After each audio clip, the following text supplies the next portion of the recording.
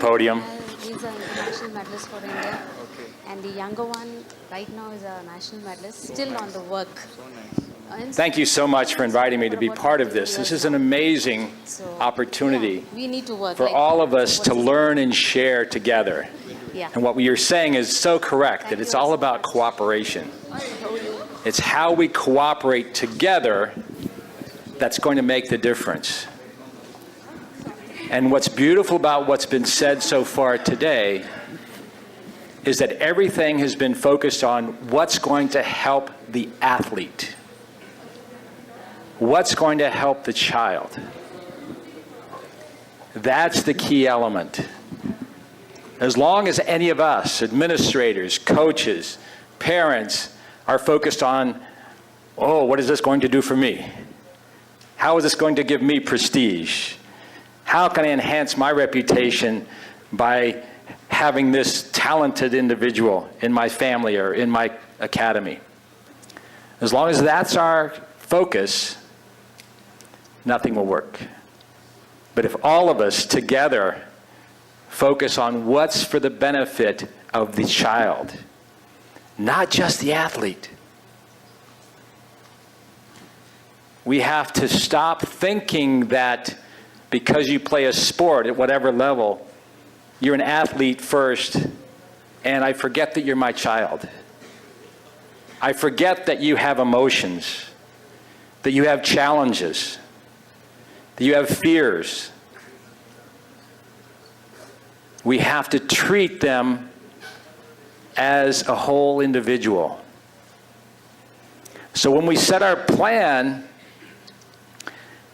isn't just, I'm going to win Wimbledon in 20 years.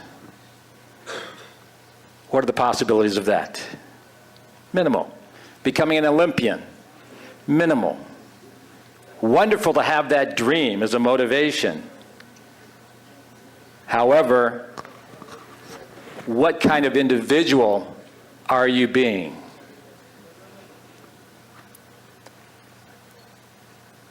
Excuse me? Thank you. One thing that's beautiful about India is that you teach one thing very, very, very well, and that's respect. Usually. Respect for elders. I was spoiled. After going back to the U.S. from working with kids here in India, it's a nightmare because they don't have that respect. However, what's often lacking is helping the child develop their own self-respect. That belief in themselves that I am worthy of asking the right questions. It's okay for me to have fears. It's okay for me to have tears. It's okay for me to have emotions. They're a growing child first. So even if you have that wonderful goal of I'm going to win Wimbledon, the question before you even ask what are the steps in the plan that I have to do should be, what kind of a person do I have to become? And that's our job as coaches. That's our job as parents. What kind of athlete, but more importantly, what kind of individual are we helping to develop through sports? Education, sports. Education, sports. Sports is so much better at teaching life success skills than taking any kind of test. I'm sorry. It was a true privilege for me to be the first coach of the BAT program, the Britannia Amateur program, and that is the only real corporate-sponsored, totally funded, where they brought the best players in the whole country together. And even though Leander made the Olympic medal and all of these things, I'm just as proud of the people and the individuals that all the other players have become. But yet Leander's still playing. He's older than half of us here. right? He's still playing like 29 years on the circuit. Why? Leander has always played from the heart. We hear about passion. I love that word. Every time I hear it, it's passion that we're here to develop.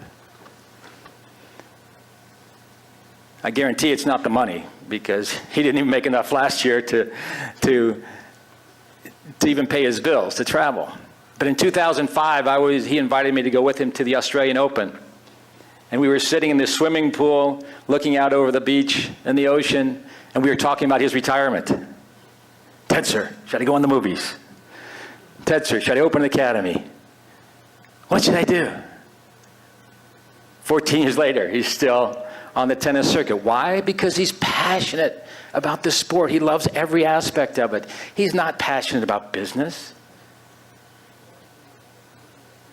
And it's that passion. And the reason that he developed the way he did is that he always had a growth mentality, which means, how can I get better? What can I do to improve? I just lost a match. Do I go and sulk and think that I'm no good? Or do I learn from it? Do I go to the coach and say, I got to work harder?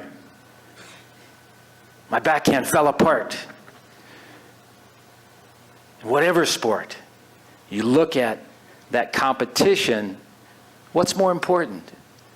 Winning a medal, winning a match, or learning from your loss? Now, the opposite of the growth mentality is the fixed mentality. And all of us have some combination of those. I grew up in a fixed mentality household.